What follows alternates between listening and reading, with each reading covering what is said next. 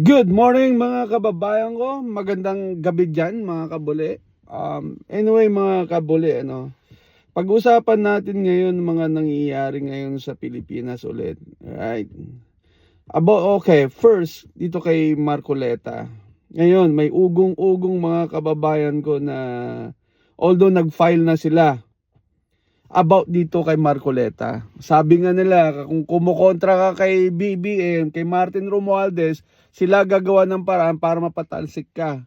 Ngayon, ginagawa nila ng paraan, ito si sa Smartmatic, si Garcia ba to? Garcia. I think Garcia. Um, Gobyerno talaga sa atin Pilipinas, sabi ko nga, kung kinakalaban mo si BBM at si Martin Romualdez, ikaw ang gigipitin nila. Alam niyo yan? Ikaw ang gigipitin ng mga ni BBM. Ngayon, binabaliktad na mga kababayan ko. Ngayon, gumagawa na naman sila ng issue. Dito si Garcia na si Marcoleta daw mga kababayan ko, parang nandaya. So ngayon, dinidisqualified nila ang pagkasenado ni Marcoleta. Yung mga hinayupak na to, mga mga my God, ganyan ba talaga sa atin sa Pilipinas, mga kababayan ko, mga gobyerno natin? Iniisa-isa lahat. Talagang ito mga stupido na sa gobyerno ni BBM, talagang kapag kinakalaban mo, ito nangyayari sa'yo. Talagang babaliktarin ka mga hinayupak mga kababayan ko. Kaya walang kwenta ang gobyerno sa Pilipinas, mga gusto ko magmura pero grabe ang kakapal ng mga mukha nyo. Dinidisqualified nyo si Marcoleta dahil baka nandaya daw. Hindi ko na tinapos ang video kanina mga kababayan. Kakaparinig ko doon sa kay Garcia yata. Garcia o whatever motherfucker na inaano niya lang na parang nandaya daw si Marcoleta. Ganyan ka stupido. Pero ito nga yun isipin nyo mga kababayan ko Isipin nyo.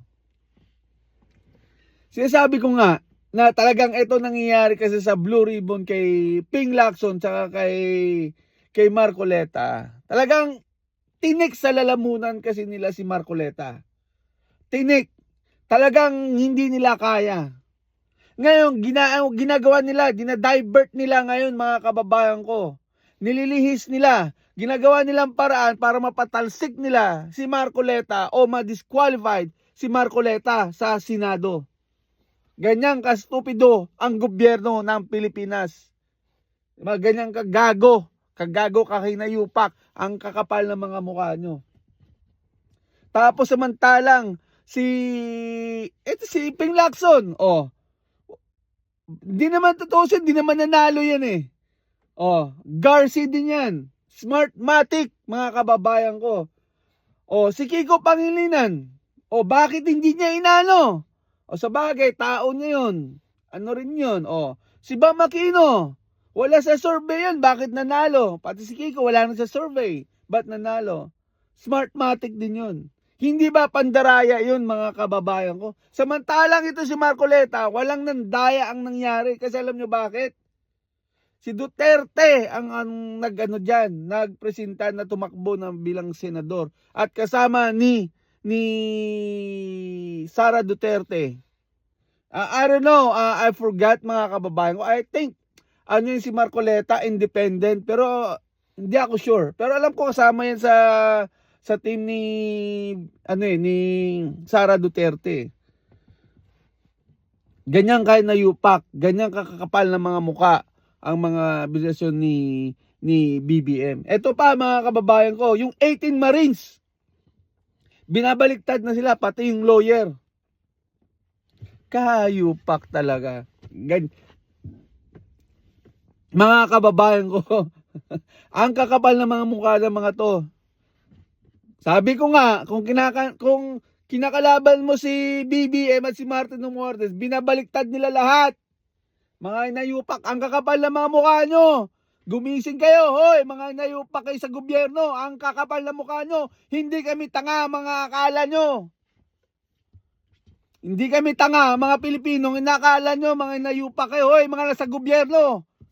Mga hinayupak kayo, ang kakapal na mukha nyo kapag kinakante kayo, binabaliktad nyo yung kwento.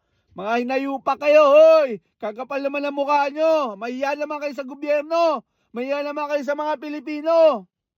Mga hayop kayo, ganyan kayo kapag giniano nyo si Martin Romualdez saka si BBM, tapos babaliktaran nyo ang kakapal ng mga mukha nyo. Hindi kami tanga, hoy mga gago. Mga hinayupak kayo.